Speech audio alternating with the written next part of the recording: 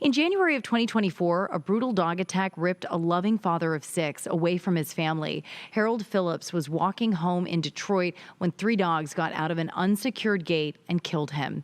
The dog owners were sentenced on dangerous animal causing death charges earlier this year, but there is still a wrongful death lawsuit looking to hold even more people accountable. Our investigative reporter Karen Drew is here to explain.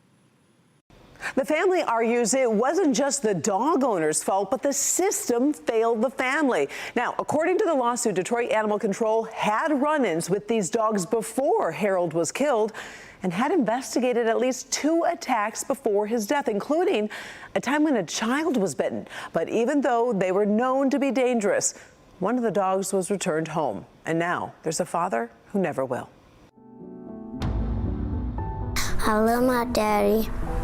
And when I miss my dad, I always play his music. Shawntae Phillips, Harold's wife of more than a decade, describes him as a great dad with a loving spirit, a hard worker, and a family man. We love to go to the water, spend time with the kids, of course. Phillips was walking home January of last year when he was attacked by 3 dogs near West Chicago and Longacre Street. The dogs got out of an unsecured gate.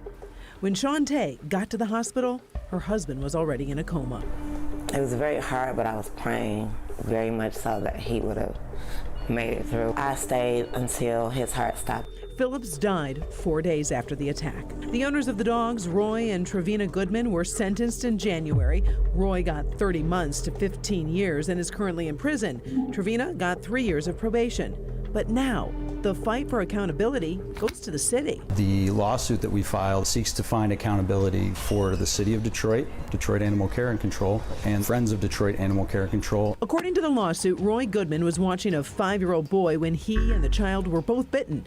5 dogs were living in the home, and Detroit Animal Control impounded 2 of them.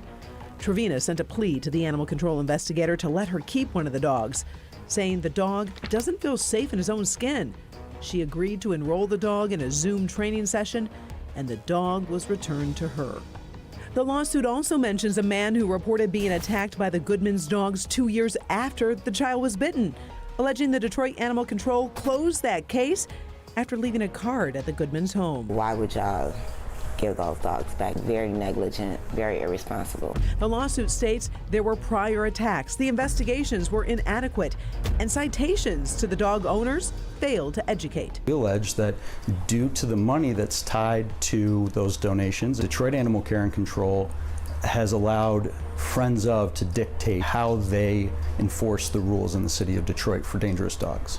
According to its website, Friends of Detroit Animal Care and Control helps animal control with volunteer management, donations, and live releases. Head to clickondetroit.com to read the full lawsuit and also for a deeper dive into the relationship between these 2 agencies. I'm Karen Drew. Back to you. Great information there. Okay, thank you, Karen. Now, we did reach out to Detroit Animal Care and Control. The city declined to make a statement on this story, only saying they, quote, do not comment on active litigation. Friends of Detroit Animal Care and Control said they were aware they had been named as parties in a lawsuit, but could not provide any details.